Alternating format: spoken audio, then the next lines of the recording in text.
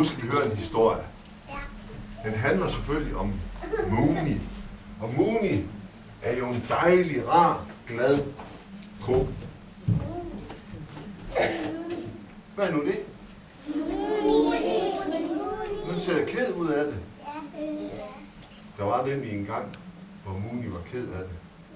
Og det handler den her historie om. Den hedder heldigvis, Mooni bliver glad igen. Og den starter sådan her. Mooni bor på en grøn mark ude på landet. Solen skinner, og græsset er grønt. Men Mooni er alligevel ikke rigtig glad. Det er ligesom om, der mangler noget. Så beslutter Mooni sig for at rejse ud i verden og finde noget, der kan få humøret op igen. Og ved I, hvad Mooni finder på? Mooni tager til det vilde vesten. Så Mooni køber en og 2 skydere. Men ved I hvad? Det hjælper ikke på humøret. Fordi Mooni bryder sig ikke om de høje knald fra skyderne. Det går nemlig ondt i hans ører, ja. Men heldigvis, så kommer der et cirkus forbi, og Mooni råber til cirkusdirektøren. Hej, må jeg ikke komme med? Jo, siger cirkusdirektøren. Men så skal du også lave noget, Mooni. Så kan du være tæppetrækker. Og så bliver Mooni ansat i cirkus og står og trækker tæppe frem og tilbage, når der skal linedansere og tryllekunstnere og heste ind i manegen. Kan I se, hvem der er inde i manegen nu? En klovn. Ja. Men Mooni er alligevel ikke rigtig glad, fordi den er lidt bange for løven, fordi den har nogle store tænder. Så tænker Mooni, det kan være, at jeg hører til i en helt anden verden. Måske fiskenes verden. Og hvor er det fiskene, de bor henne? Ja. Så Mooni køber dykkerudstyr. Dykkerbriller og snorkel og Dykkerbøger. ja, og så dykker han dybt ned i havet. Og alle dyrene nede i havet, de er flinke.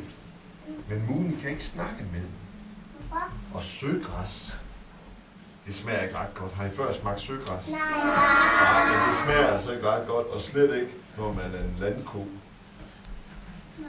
Så tænker Mooni, jeg skal ikke dybt ned i vand. Det kan være, at jeg skal højt op i luften. Så Mooni svømmer op på land, og så kigger han op. Og så ser Mooni et højt bjerg. Og hvad er det, der er oppe på toppen af et bjerg? En flyvemaskine. En flyvemaskine. Ja. Det er også meget koldt. Vinter. Ja. Der er nemlig sne. Der er koldt oppe på toppen, men også sjovt, fordi der er sne. Og Mooni låner et par ski, og så går det stærkt ned ad bakken, men også for stærkt. Mooni kører lige ind i en kæmpe snedrive. Bang, siger det. Skien ryger ud til siden. Og ved I så, hvad der sker med Mooni? Den kommer til at fryse. Har I før prøvet at fryse? Og det er ikke særlig sjovt, vel? Nej. Så Mooni bliver ked af det. Og så tænker Mooni, nu tager jeg hjem på min mark og keder mig. Og så begynder Mooni at gå hjem. Men på vej gennem byen, der får Mooni øje på noget. Der er nemlig nogle glade børn, der går og pjatter og snakker. Og ved I, hvad Mooni synes? Mooni synes, de ser bare så søde ud. Og så tænker Mooni, det kunne være sjovt at gå med dem. Men han tør ikke rigtigt. Hvad nu, hvis de ikke kan lide mig? Hvad nu, hvis de synes, jeg ser mærkelig ud? Så Mooni sniger sig efter det. Og hver gang børnene vender sig om, så gemmer han sig. Men så sker der et eller andet. Bang, siger det pludselig. Og så falder Mooni over en cykel, der ligger smidt på fortovet. Lige oven i et dametøjsstativ. Bang, så ligger han der. Og børn, de ser det selvfølgelig. Og de løber derhen. Og så siger de, hvor ser du sjov ud. Kunne du ikke tænke dig at lege med os? Hvad tror jeg, Mooney siger til det? Ja! Det siger Mooney ja til. Og så løber de hen på legepladsen. Og de leger hele dagen.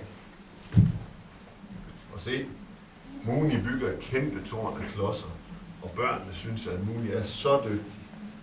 Og bag ved legepladsen, der ligger sparekassen.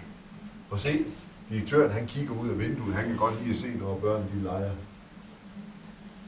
Men så lige pludselig, så siger børnene, nå Mooney, nu skal vi hjem og have aftensmad.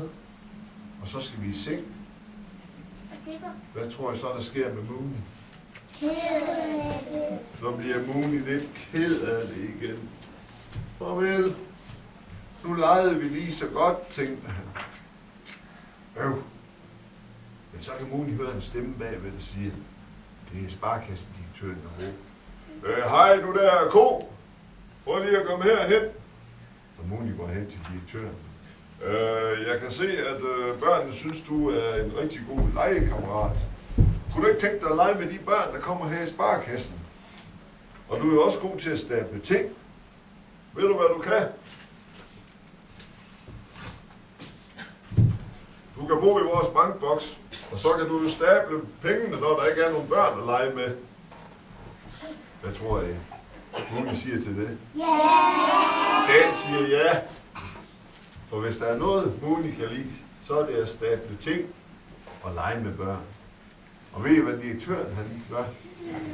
Han får sat en seng ind i bankboksen, hvor Mooney den kan sove om natten. Og han får også lavet en anden ting. I siger, hvad det er? Sparekassedirektøren får lavet en Mooney sparebøsse. Og sådan en for børnene.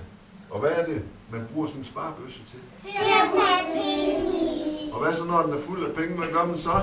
Tæller dem til barnløs. Så går man ned i sparekassen til Mooney og Mette og alle de andre, der er ansat her. Og så beder man dem om at passe på pengene.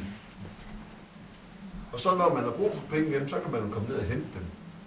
Og se Mooney han sørger for, at pengene bliver pænt stablet hver dag. Og I kan tro, at Mooney er glad. Så længe der er nogle søde børn, der gider lege og vil tømme deres sparebøsser. Men det var jo dem, der legede med ham. Ja, det var nemlig. Nu er de nede og tømme deres sparebøsser. Var det ikke en god historie? Jo. Og hvad er Mooney? Mooney er glad igen. Og Mooney siger et eller andet. Mooney spørger, om der er nogen af jer børn, der kan lide at få gaver. Det kan de vist godt.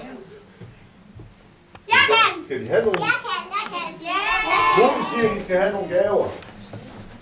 Vi ser, hvad der er i Mooney-posen Jeg kan her. plage! Prøv lige at se. I skal da have sådan en malebog. Og ved I, hvad der er her i?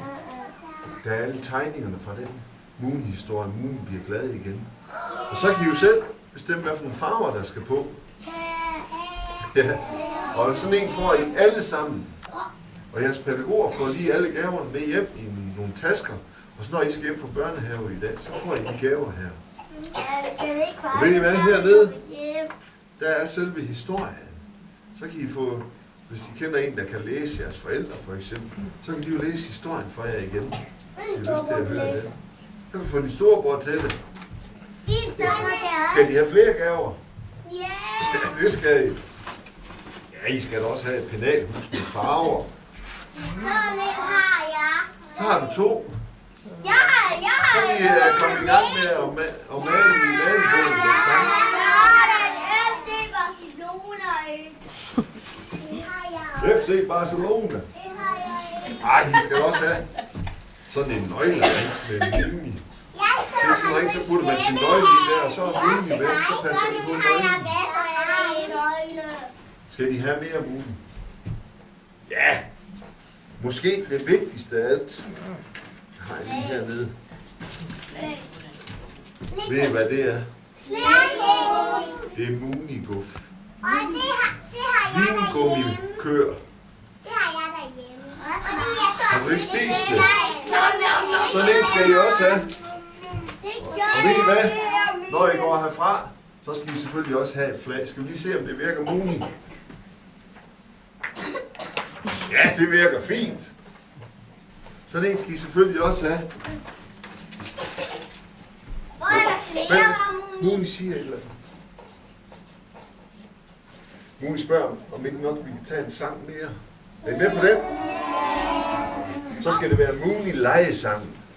Muni har nemlig lavet en legesang, fordi hun er så glad for at lege. Så tager jeg lige min guitar. Og den står nemlig også her i Muni sangbogen. Hej, Moni. Hvad var det, I skulle gøre, når jeg gør sådan? Hvad siger du? Syng det sammen. Så skulle I synge det sammen. Omkvædet, det lyder sådan her. Muni er sød. Muni er blød. Muni, kom og leg. Muni, Muni, Muni.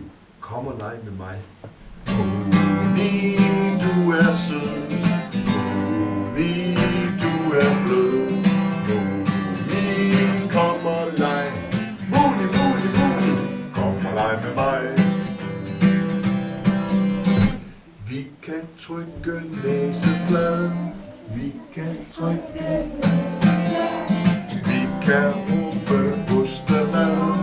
Vi kan råbe ostemad. Jeg sagde råbe ostemad. Vi kan råbe ostemad. Klappe 1, 2, 3, 4, 5. Og stikke tomlen frem. Moni, du er sød. Moni, du er blød. Moni, kom og leg. Moni, Moni, Moni, kom og leg med mig. Og så skal vi op og stå. For jeg kan trampe gal og sur. Jeg kan trampe gal og sur. Jeg kan snore rundt en tur. Jeg kan snore rundt en tur. Klappe 1, 2, 3, 4, 5. Stikke tomlen frem. Og så er der Muni-dans. Og så står man op fra side til side. Bagved. Moni, du er sød. Moni, du er blød. Moni, kom og leg. Moni, Moni, Moni. Kom og leg med mig. Og så må I give jer selv det største klap-bifald, der nogensinde har hørt. Ej, hvor var det flot. Så lægger jeg lige min guitar.